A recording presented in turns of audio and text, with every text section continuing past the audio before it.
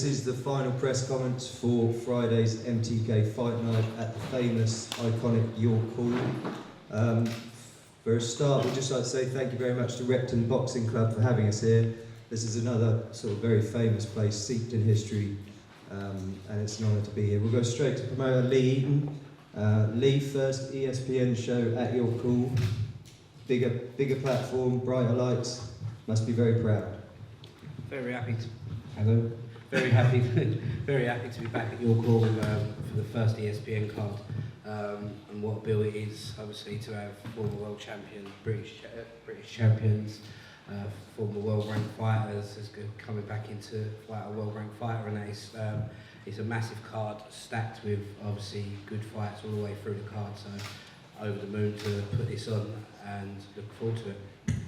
It is a great card, pretty much from top to bottom. But are there any sort of fights that you're particularly thinking like, oh, yeah? Do you know what the four main fights on ESPN? An absolute crackers. First fight live is going to be Anthony YIGIT versus OZGUL. We all know about obviously Anthony YIGIT, former world title challenger, but we all know about OZGUL, who will just fight absolutely anyone. The man loves to fight, so that's going to be an absolute war. DARKO versus Darko versus McDONAGH is a boxer versus a baller boxer, but DARKO absolutely, he's just buzzing for it. McDONAGH jumped at the chance for this fight. One's 4-0, one's 5-0, so it's mad to think that they've took it at this short in their careers, but it looks to be a cracker. Miguel VASQUEZ versus DAVIES could only be a good fight. Miguel VASQUEZ, obviously former world champion. DAVIES mixed at the top level all the way through, so I know Hara's absolutely buzzing for it. Predicts a third round KO, so we'll see if he can make up to that. And Ryan Walsh making the 6th defence of a British title, which is unheard of. It's pretty unreal against an undefeated kid. So to be honest, and then the undercard, Donovan Mortlock, Jack Eubank, Bradley Haxall, and Casey Kademi. So it's a stacked card all the way through, so we're looking forward to it. Yeah, do you know what stands out means? Because you've sort of named everything there, but yeah, that's the cool. whole card stacked out. Great stuff. We're going to start with someone you just mentioned at the end there, Donovan Mortlock. A young man who's already racked up 3 straight wins, and I think they've all come at York Hall, haven't they, Donovan? So it must feel a bit like your front room. Are you getting more and more comfortable at York Hall? Yeah, I'm very comfortable at York Hall, man. I like it there. It's like my home ground. Good stuff. And you're in against the guy who's notoriously durable in Dwayne Mad Dog Green. How good is it to have that kind of sort of defiance in front of you, and how much more is that going to bring out of you in terms of your skill level? It just adds more fuel to the fire, you know. I'm keen to impress them. Obviously, after this fight, I'm looking to take a step up. I want some harder tests, and I hope Lee and the rest of the MTK team can help that out for me. Great stuff, Don. We look forward to seeing you in action on Friday night. Another promising prospect here is Sam Gilly, who some of you probably already have heard of. He's already 8-0, 4 KOs, and looking to really put the wind up the welterweight division. Sam, a step up for you as well in Jamani Kamira, a very slick operator. How can you handle that step up on the night? Just pretty much do what we're doing in training, focus on everything Rod's been telling me, and you just got to do all these awkwardness really. He comes from either side, so you just got to listen to Rod and do what I always do. You recently signed with MTK Global, and what do you expect that to do for your career and when it comes to sort of accelerating the rise? Because it's clear you've got the talent. Well, looking at this here, sat in Repton for the first time at a press conference, stacked full of fighters, talent. I've got a British champion sat next to me. I've got an ex-world champion, got Hara Davis on the show. Look at the level of this show. Great stuff. So have you got a message or any particular targets of welterweight you want to call out, or is it simply whoever's in your way? Listen, I've always said I want to do the traditional route. I'd love to go Southern area, then move English and go that way, because I think you learn the most that way. But yeah, whoever's got a belt, let's go. Great stuff, Sam. Looking forward to you taking the next step as well. As good as Jamani Kamira is, Sam will be favoured for that fight. We're going to move on now to one of the first fights that people are billing as some kind of 50-50. These are 2 unbeaten super lightweight prospects in Danny Oguniki and Martin McDonough. They're both risking their O's for our entertainment on Friday night. We'll start with Martin, a very slick southpaw, proved his skills as an amateur. Martin, you actually said earlier in the week that you believe this is a bigger step up for Danny than it is for yourself. Just explain what you meant by that. 100% it is a bigger step up for him. He's not done what I've done. He hasn't has anything. He's not boxed the people I've boxed. I'm ready. People, I guess, given your style, I don't think you've lost a round as a professional yet. No, I haven't not lost one round yet. No. So people will assume you'll sort of be on your bike trying to catch him on the way in. Is this a clear-cut case of boxer versus fighter in your book? Yeah, styles makes fights, but I know what to do to get the win Friday night. I take it, we're going to move on to Danny now. Danny, I take it you probably disagree with some of what Martin's just said. Yeah, I do.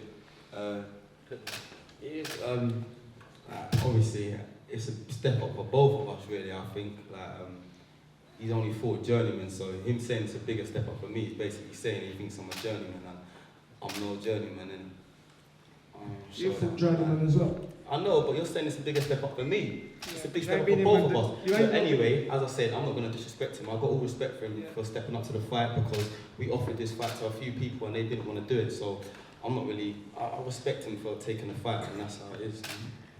When I've spoken to people who've sparred you, I think Alhara's sparred you a few times, and they've always spoken about your physicality. Is the plan, if he's on the back foot and looking to pick you up on the way in, is the plan for you to overwhelm him with that physicality? To pick me off on the way in. Yeah. Good luck, innit? Good luck. Good luck to Good that. luck to you. Come on. Good luck to that. Skills pay the bills. Skills pay the bills, Danny. And their coach talks a lot as well. Yeah. He talks way Listen, too much. don't worry, I'll back You talk up. too much. You talk I'll too back much. up. You talk too I'll much. back up. You talk too I'll much. back up.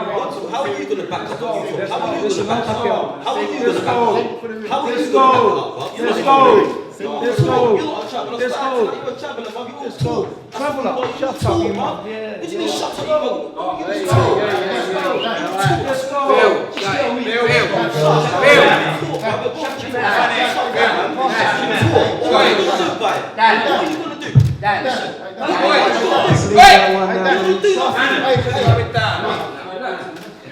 Donut. Thanks to both of you.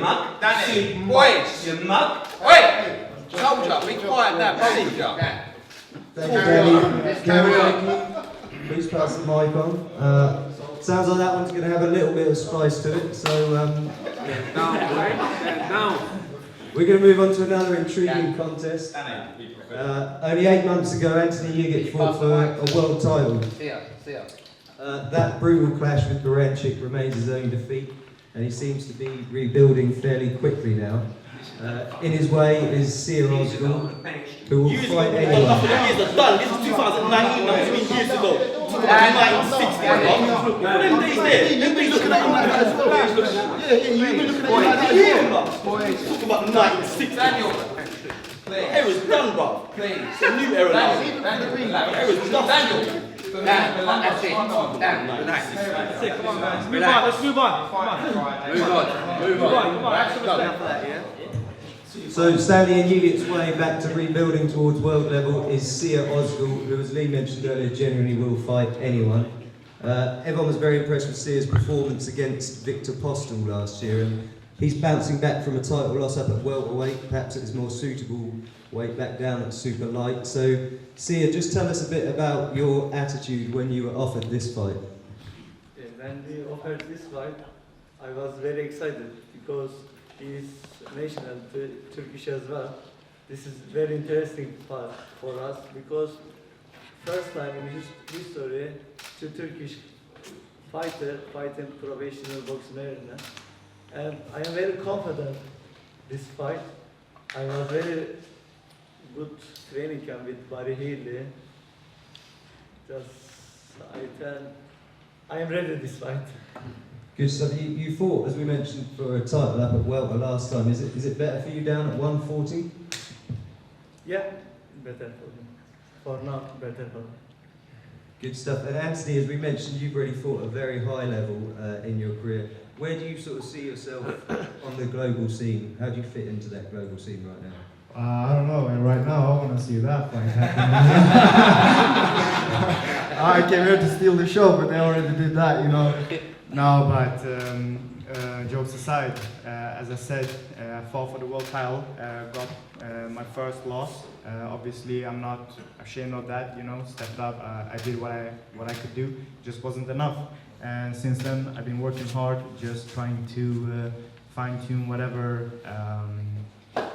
Yeah, you know, whatever mistakes I make in the ring, make sure that all the blemishes and stuff like that happens in the ring doesn't happen again. So that fight was almost a year ago, and I bounced back, have 2 victories behind me against good opponents, but obviously I'm not where I was. So slowly we're building up again. I'm slowly trying to earn my place up at the top again, and I think this is a very interesting fight because first of all, I was living in London actually, training in St Pancras Boxing Club. So I've heard a lot about OZGUL, and I actually watched him fight as well because I had my mates fight in York Hall. And when I saw the venue, I was like, man, I would love to fight in York Hall, and now I get the chance to do so, and I'm so happy for it. Thank you very much, Anthony. We look forward to a cracking contest there. We're going to move on now to the main support. The British title, some feel, is the best looking belt going, and it's certainly one of the most prestigious. Wearing the featherweight version of it now, just shy of 4 years, has been Ryan Walsh. The Walsh brothers, as everyone will know, incredibly popular, solid fighting men. And now Ryan meets an undefeated Scottish fighter who will arrive, well, has arrived, thankfully, with no fear, and that's Lewis Paulin. Lewis, we're going to hear from you first, if that's okay. People have pointed out how big a step up this is for you, but presumably you wouldn't be here if you didn't think it was one that was long overdue.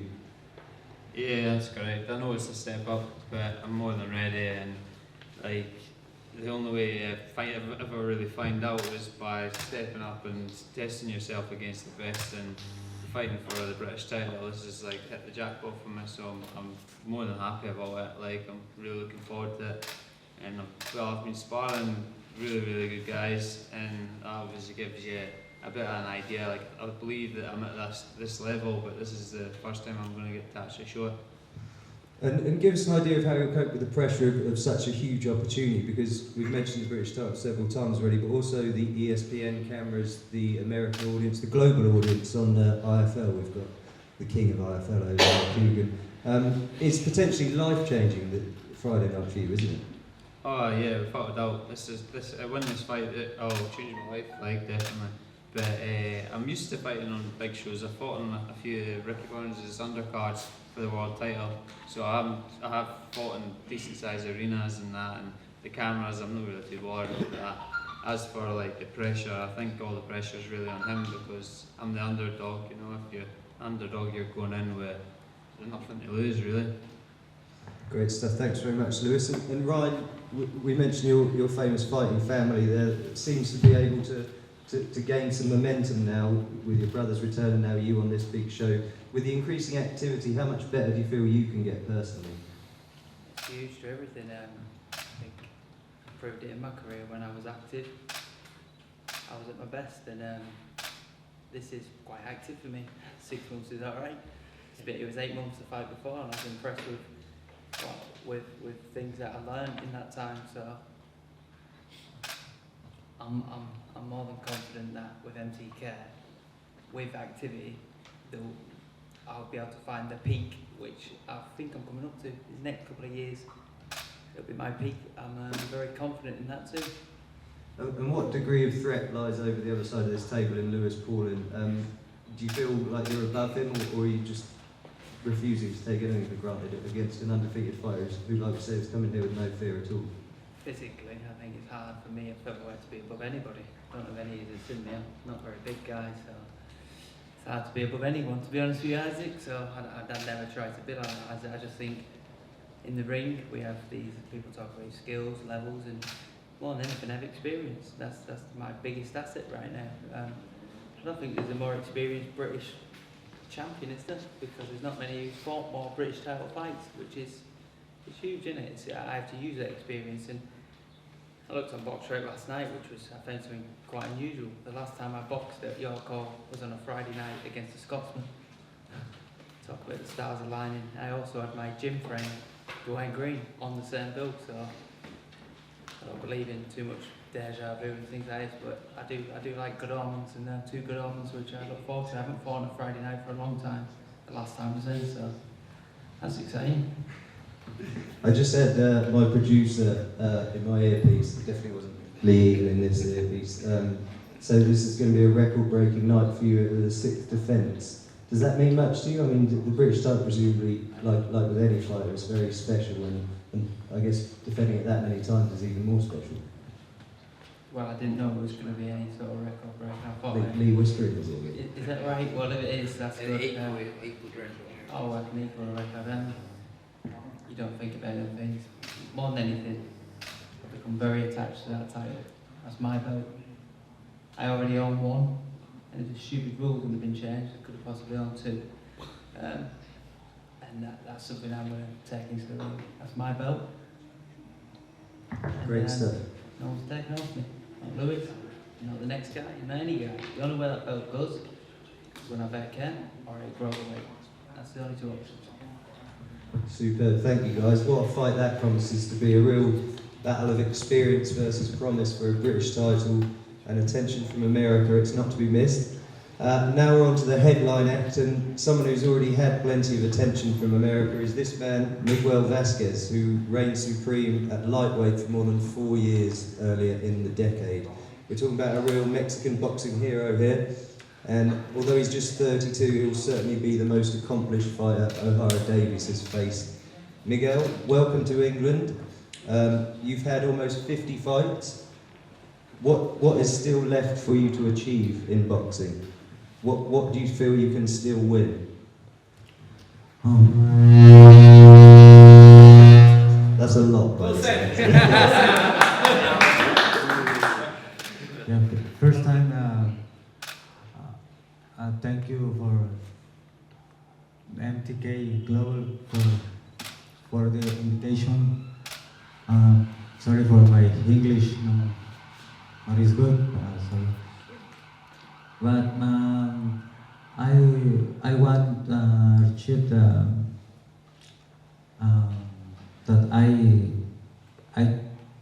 I want win this fight because I want be a world champion again. But O'Hara Davies is a good fighter, and I know no it's easy the fight. Great stuff, and your English is much better than my Spanish, so that's a good thing. We're going to hear straight from we're going to hear from the enigma that is O'Hara Davies now. One of the most natural punchers around, also a figure of controversy in the past. O'Hara, we haven't seen you for a long time, and back in the past few years we saw many sides of what's quite a colourful personality. So before we talk boxing, who is O'Hara Davies right now, right here and now? Who is O'Hara Davies right now? That whole arrogant act that I've had on in the past, I've now put that quite behind me, and I just want to be me, naturally me. Just a normal, humble guy that's on the show with all these other great other fighters. You know, a lot of people saying that, how do I feel that I'm the main event? I don't see it as me being like the main event. All of us collectively as a team are making the show, and we all sell the show. I've got Ryan Walsh, this guy sells about 1,000 tickets. All of these other great guys on the show, and that they can all fight. And even if I wasn't on this bill, I would literally come out to see all of these other guys fight, because all of these guys are all in hard fights. Anthony YIGIT there is a world title challenger. See your OZGUL, he's fought amazing fighters. And I'm glad to be on a bill with all of these other amazing names. And you know, I don't see it as I'm the headline. I could be first fight, I could be second fight, it don't matter. At the end of the day, a fight's a fight, and we're here to put on a show and to entertain the fans. A lot of applause there. A lot of your fans were maybe a touch frustrated that in the casual fight you didn't throw your right hand, which previously had probably been your biggest weapon. Is it, considering how long it's been since we sort of saw it knock out Paul Kamanga, is it still a world-class shot, and will we see more of it on Friday night? In my casual fight, listen, as an entertainer, boxing is entertainment. This is the entertainment business. I failed to entertain in that fight. I watched the fight back, I won the fight, I know that I won the fight, 100%. Everyone knows that I won the fight. But what I failed to do was that I failed to entertain. and that's what I'm known for. I'm known for being entertaining inside the ring and out. So in that avenue there, I failed. I didn't entertain. People left that fight bored, if you know. People left that fight bored, if anything. But I've entertained in the past. I fought Paul Commander. I fought Derry Matthews. I fought all of these other names. And I've knocked out all of these guys. And that's what I am. I'm an entertainer. That's why I didn't want to come in a 4, 6, 8 rounder against some bum. I want a former world champion, an amazing fighter in VASQUEZ. He's an amazing fighter. Muy bien. I can speak Spanish. Yo hablo español un poco. Listen, VASQUEZ is an amazing fighter. Amazing fighter. And we're here to entertain. We're here to put on a great fight. But I'm confident that I'm going to come away with the victory. Brilliant stuff. Well, we hope you agree that was pretty interesting and informative. I'm sure the fights are going to be on Friday night as well. The fighters will now be available for one-on-ones, and the information for tomorrow is that we're back here in this historic environment for the weigh-in on the scales at 3 p.m. So thanks again for coming, everyone, and we'll see you tomorrow.